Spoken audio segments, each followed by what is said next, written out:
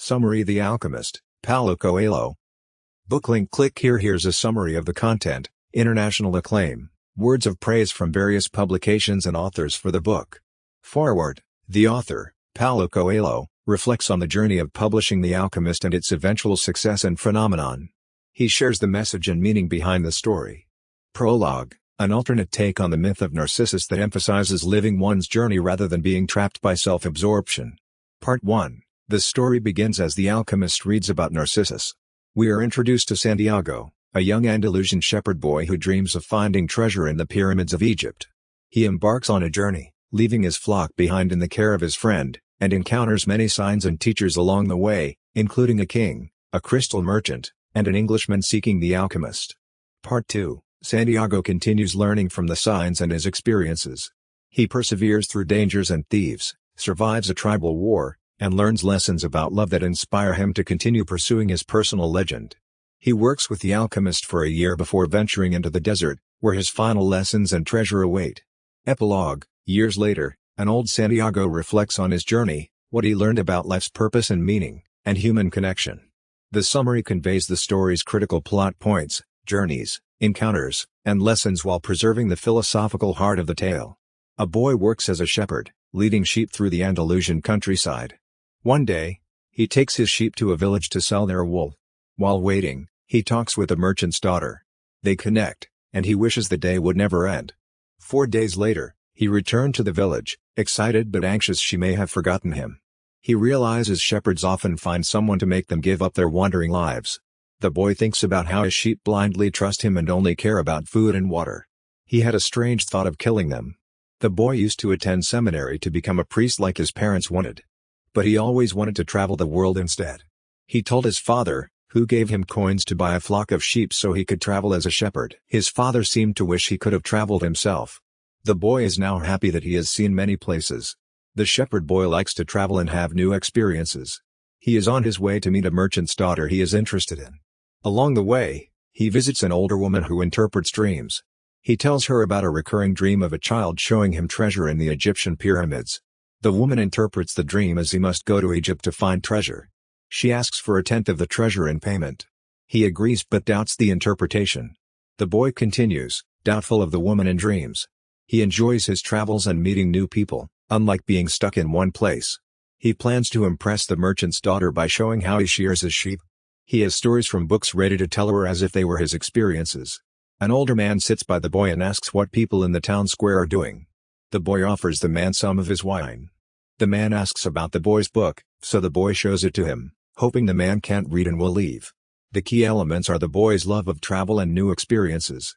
His recurring dream of treasure in the pyramids. The dream interpreter is asking for payment. The boy plans to impress the merchant's daughter. The annoying older man keeps asking the boy questions.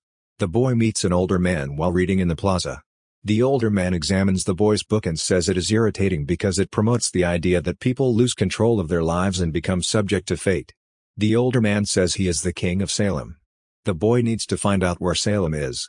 The older man seems strange but knows details about the boy's life that the boy has not shared with anyone. The old man says everyone has a personal legend, a dream or goal they want to achieve. At first, everything seems possible. But over time a mysterious force convinces people it is impossible.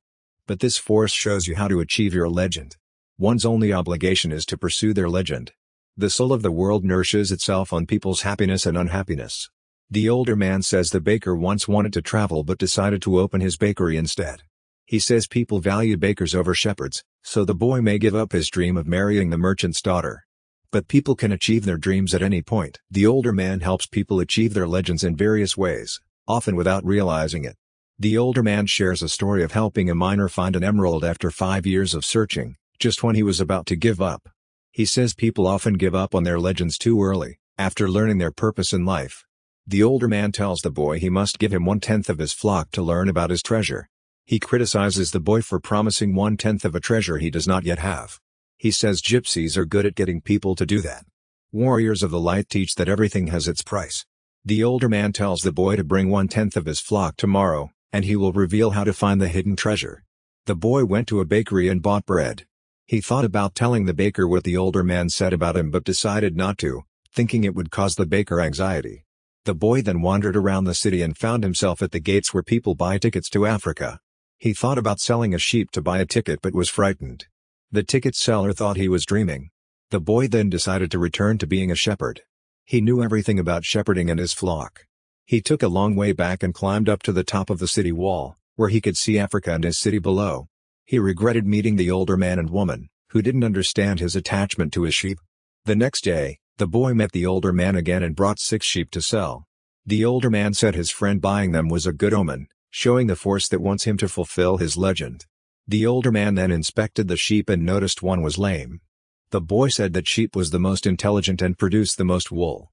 The older man then revealed he was a king in disguise to avoid thieves. He gave the boy 2 black and white stones to help him read omens when he couldn't. But he said the boy should try to make his own decisions when possible. The treasure was at the pyramids, as the boy knew, but the older man insisted on payment for helping him decide. The older man then told the boy a story about a boy who went to learn the secret of happiness from the wisest man. The wise man had the boy explore his lavish palace for hours while carrying drops of oil in a spoon without spilling any.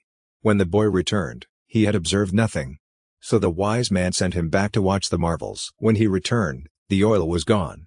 The wise man said the secret of happiness was observing the world's wonders but remembering the drops of oil. The shepherd understood the meaning. A shepherd may travel but should never forget his sheep. The older man made strange gestures over the boy and left with the sheep.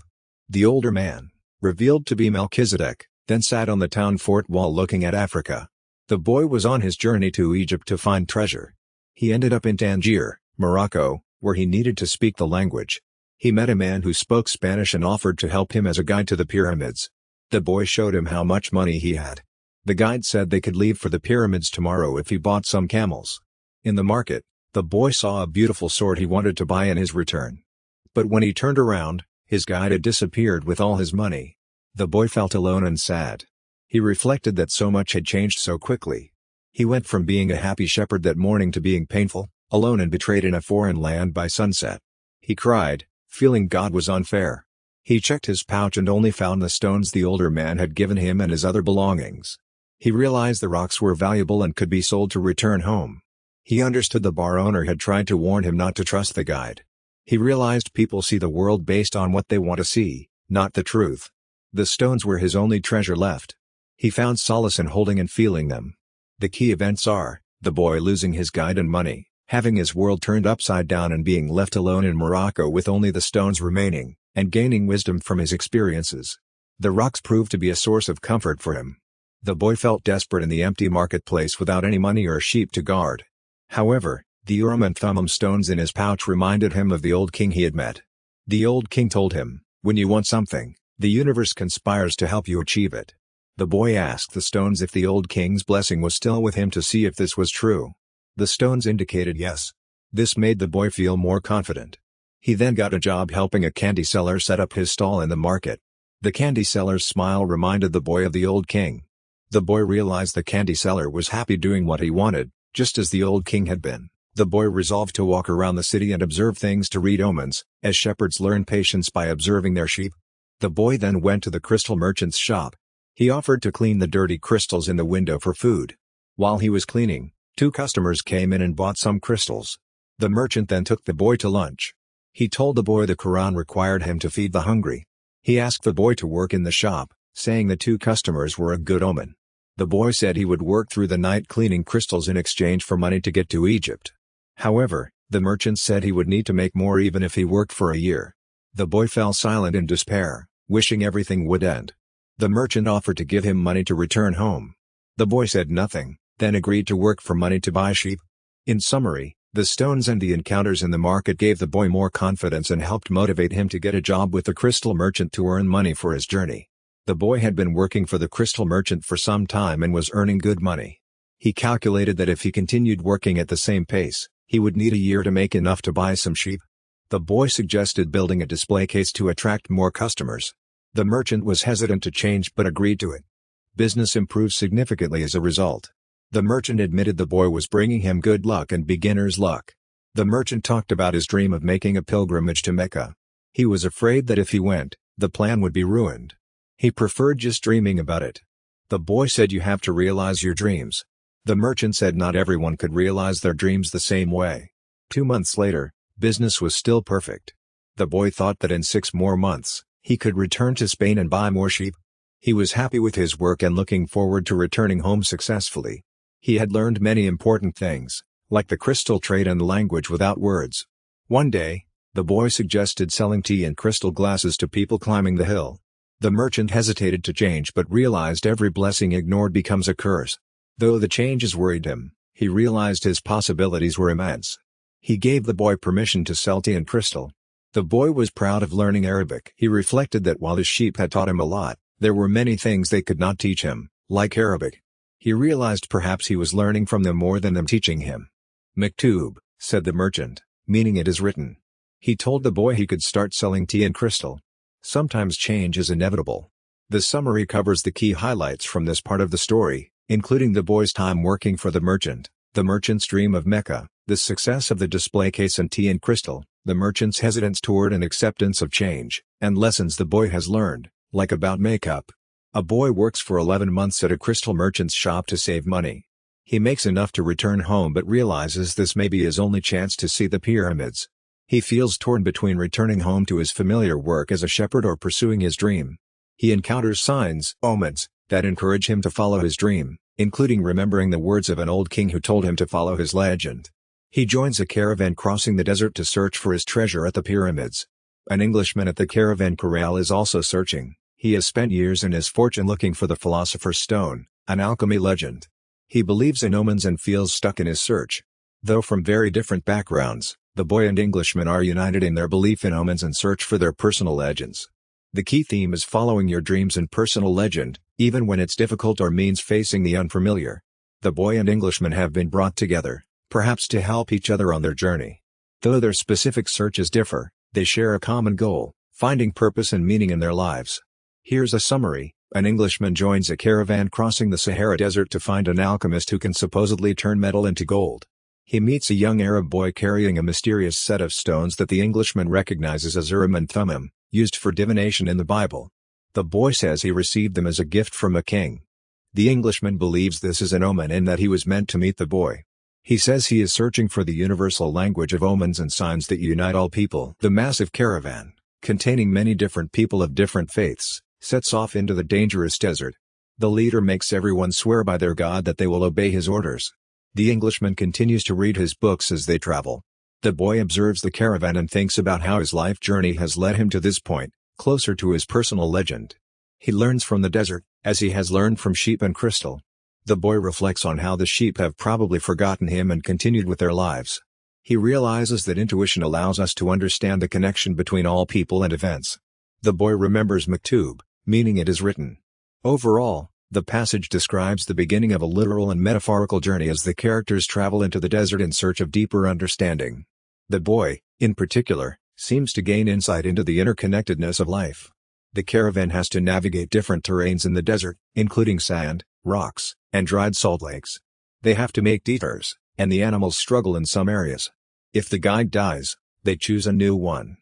But no matter the challenges, the caravan always continues moving in the same direction, guided by the stars, to reach the oasis.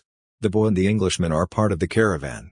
At first, the boy tries to read a book but finds it more interesting to observe the procession. He becomes friends with a camel driver who tells him stories of his life and the lessons he has learned. The camel driver says we fear losing what we have, but that fear disappears when we focus on moving forward. He says Maktub, which means it is written. The caravan starts moving faster and taking more precautions as there are rumors of tribal wars. The boy tells the Englishman that the train and desert speak the same language, which allows the caravan to cross the desert. The Englishman says he needs to pay more attention to the fleet. The boy says he needs to read the Englishman's books. The books are about alchemy. They speak of principles like mercury, salt, dragons, and kings. But the main idea is that all things come from one thing. The most important text is the Emerald Tablet, which explains this in a few lines. The alchemists tried to find the Philosopher's Stone and elixir of life, which could transform metals into gold and give eternal life. The boy thinks alchemy can be learned from ordinary life, and the crystal merchant helps him free himself of negative thoughts like alchemy. The boy becomes fascinated with the stories of famous alchemists who succeeded in transforming things into gold and live their legends. So, in summary, the caravan navigates challenges to reach its destination. Guided by a shared language with the desert, the boy learns from the camel driver that fears disappear when focusing on moving forward. He reads about alchemy and becomes inspired by the stories of alchemists fulfilling their legends. He sees parallels between alchemy and ordinary life.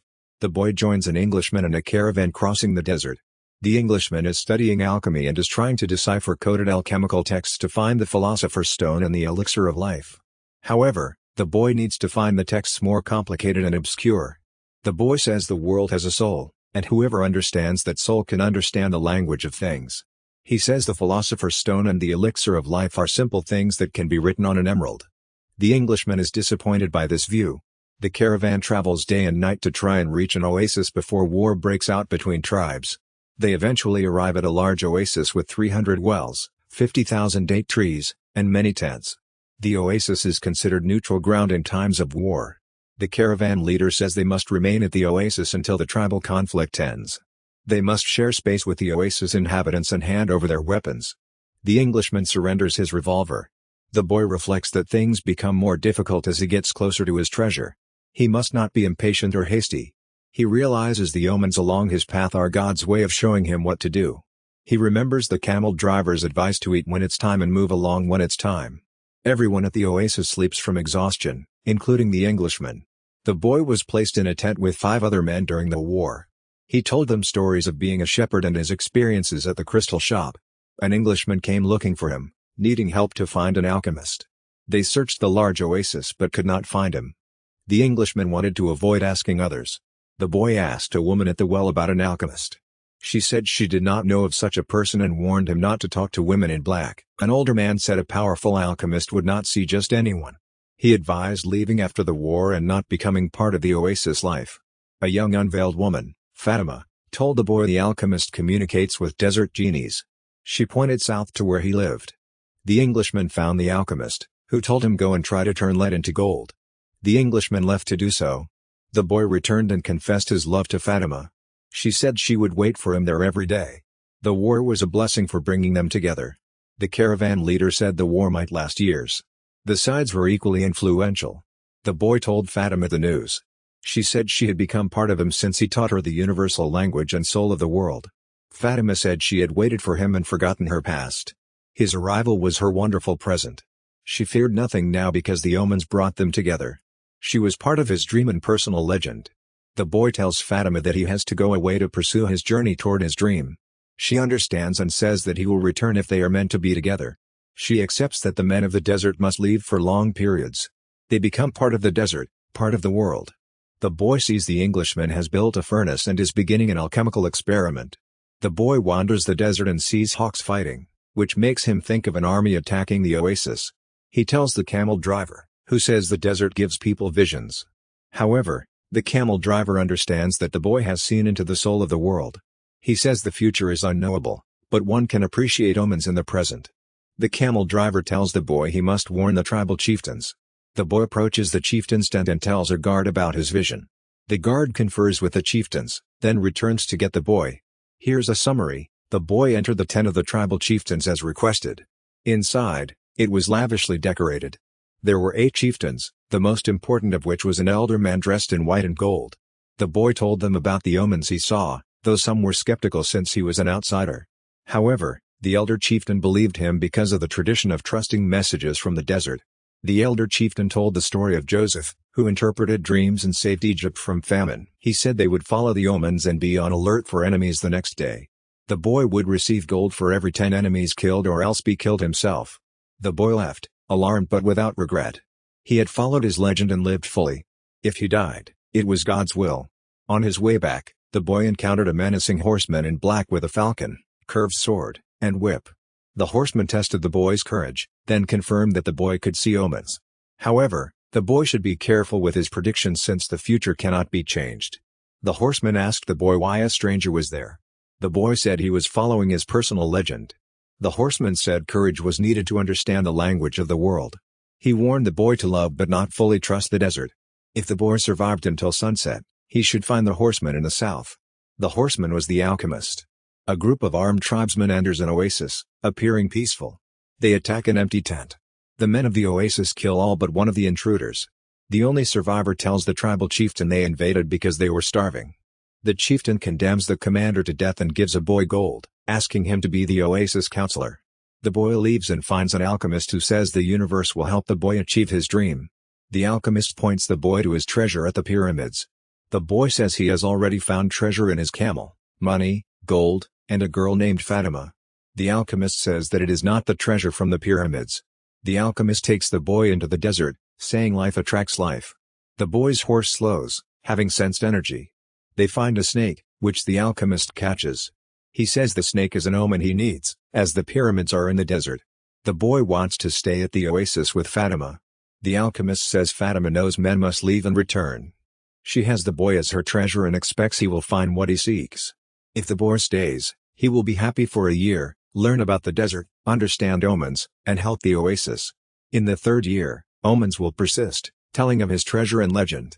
He will walk the desert, wondering if he should have left. Here's a summary. The boy wants to know more about alchemy and the emerald tablet from the alchemist. The alchemist tells him that alchemy is learned through action and experience, not from books. He says the boy has learned what he needs to know through his journey, except for one last thing. The alchemist draws the symbols from the emerald tablet in the sand. The boy thinks it looks like a secret code, but the alchemist says it represents a direct path to the soul of the world. The wise men knew the physical world was a copy of paradise. God created the world so we could understand spirituality and wisdom through material objects. The alchemist says this is what he means by learning through action. The boy asks if he should understand the emerald tablet. The alchemist says if they were in an alchemy lab, he could study how to understand it. But he should immerse himself in the desert. The desert in any part of nature can provide an understanding of the world. He doesn't need to understand the desert, he contemplates something simple like a grain of sand and sees all creation in it. The alchemist tells the boy to listen to his heart because it knows everything, as it came from the soul of the world. The boy's heart will say to him what the emerald tablet means. The boy must listen to the desert and his heart to learn the alchemist's knowledge. The alchemist leaves it as the falcon returns with food, and they prepare to eat. The boy and the alchemist continue their journey across the desert toward the pyramids. The boy's heart speaks to him frequently during the journey, though not always helpfully. Sometimes it frightens him or makes him doubt himself. But the alchemist encourages him to listen to his heart, even if what it says is treasonous, because it will never stop speaking to him. The boy comes to understand his heart better. He realizes that it only causes him to suffer out of fear that he will fail or be hurt. But he now sees that no soul can genuinely suffer while pursuing its dreams. His heart, like all hearts, wants him to achieve his legend. The alchemist says that the soul of the world will test everything learned before a dream is realized. Most people give up at this point. But the boy's heart has returned to the soul of the world, so it can continue to guide him. They encounter danger from 3 armed tribe members who search their belongings. But the tribe members laugh off the alchemist's claim that he possesses the philosopher's stone and elixir of life, allowing them to continue their journey. The alchemist says this shows the boy that people rarely believe you when you tell them of the great treasures within yourself. The boy's heart becomes silent, content to contemplate the desert and drink from the soul of the world. But it still speaks to the boy sometimes to give him courage and strength and warn him of dangers he does not perceive. The boy realizes his heart has protected him many times without his knowing. The boy asks the alchemist if a man's heart always helps him. The alchemist says that mainly, only the hearts of those following their legends help them. The boy and the alchemist continue their journey through the desert and come across a military camp of warring tribes. They are taken prisoner on suspicion of being spies. The alchemist gives the tribe members all the boy's money to gain 3 days.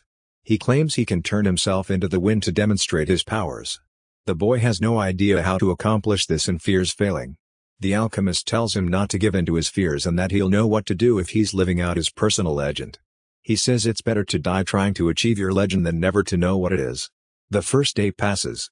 The alchemist takes his falcon into the desert. The boy asks him again how to turn into the wind. The alchemist says he's already figured it out. The boy climbs to the cliff's top to escape the camps. He sees a military camp of his tribe in the distance. He contemplates using the alchemist's trick to lead his tribe members to attack the base they are in but decides against it. The alchemist says he made the right choice. On the third day, a sandstorm hits the camp. In the confusion, the alchemist tells the boy they can escape. But the boy wants to demonstrate his power to the tribe members. He emerges from a tent, followed by the alchemist, and thanks the tribe members for their hospitality, saying he'll never forget them. As they ride away, The boy asks the alchemist how he transformed himself into the wind. The alchemist replies, "The wind knows me well." He uses the same principle by which he had gotten the tribesman's falcon. People can't find what they're not looking for. The boy spent days observing the desert, trying to summon the courage to ask the desert for help turning himself into the wind. Finally, he told the desert he knew it held the woman he loved and needed its support to return to her. The desert didn't understand love and asked the boy to explain. He said love turns the desert into the falcon into man, and man into the desert. It's what turns lead into gold and returns gold to the earth. The desert agreed to give the boy its sands to help the wind blow but said he needed the wind's help to transform. The boy asked the wind for help, saying they shared the same soul, created by the same hand. Though the wind had never transformed a man before and didn't understand love, its curiosity was piqued. The boy said when you are loved, you can do anything. Frustrated by its limitations, the wind told the boy to ask heaven for help. The wind stirred up a great sandstorm so the boy could speak to the sun. The boy told the sun it must know about love and the soul of the world, which is made of love. The sun said from its distance it had learned to love the soul of the world. They contemplated each other, wanting each other, and through that, the sun gave life, and the soul of the world gave the sun purpose. The sun said the soul of the world's most significant problem was that only minerals and plants understand we are all one. Everything has a personal legend to fulfill until the soul of the world becomes one. This is the goal of alchemy, to show that when we strive to improve, everything around us becomes better too. The boy said the sun didn't honestly know love. Love is the force that transforms and improves the soul of the world. When the boy first connected with the soul of the world, he thought it was static like the desert, wandering like the wind, or distant like the sun. But love is what transforms the soul of the world. The boy meets an alchemist who teaches him the language of the world and helps him achieve his legend. The alchemist performs a miracle by transforming lead into gold using a strange yellow egg and some information. He gives parts of the gold to the boy, a monk, and keeps some for himself. The alchemist tells the boy a story about an ancient Roman man who had a dream that his son's words would be repeated for generations. After the man died, he met an angel who told him that his poet son's works were forgotten, but his other son, a military centurion, converted to faith in Jesus and spoke words that were immortalized. The words the centurion said were, "My Lord, I am not worthy that you should enter under my roof. But only say the word, and my servant shall be healed." The story suggests that while fame and glory seem appealing, true immortality comes from faith, humility, and virtue. The centurion's words and actions reflected these qualities. Overall, the alchemist teaches the boy many lessons through his stories, miracles, and conversations. The boy is close to achieving his legend with the help of the alchemist's wisdom. The boy finds the treasure near the pyramids after following his heart and overcoming many obstacles. Thieves almost kill him but survive when they realize he has nothing to steal. However, their leader tells the boy about his recurrent dream, which leads him to the same spot. The boy digs at the roots of the sycamore tree in the abandoned church and finds Spanish gold coins and precious jewels. He thanks God/the universe for guiding him to his treasure through many signs and omens. He realizes life is generous to those who follow their legend. He is happy but misses the alchemist, the king he met, and others from his journey. He puts the Urim and Thummim stones in his treasure chest to remember the old king. He sets off to give 1/10 of the treasure to the gypsy woman as promised. He feels the wind from Africa and smells the kiss of his love Fatima in the distance. A boy meets a mysterious woman who tells him about an island with a temple that sunk under the sea. She says the temple bells can still be heard ringing underwater. The boy becomes obsessed with hearing the bells and spends months going to the beach to listen for them. He becomes isolated from his friends and neglects his studies. The local fishermen claim to have heard the bells, fueling the boy's obsession. But after months of not hearing them, the boy starts to doubt the legend. He decides to give up and go home. On his last day at the beach, as he appreciates the natural beauty around him, he finally hears the bells ringing under the sea. Years later, the boy, now a man, returns to the beach and re-encounters the mysterious woman. She tells him he is a warrior of the light who understands life's miracles and pursues his dreams. The story suggests that staying true to your dreams and maintaining a childlike sense of wonder and appreciation can lead to moments of insight or revelation. But these insights are more likely to come when you stop obsessing over results and instead open yourself up to the present moment. Book link, click here.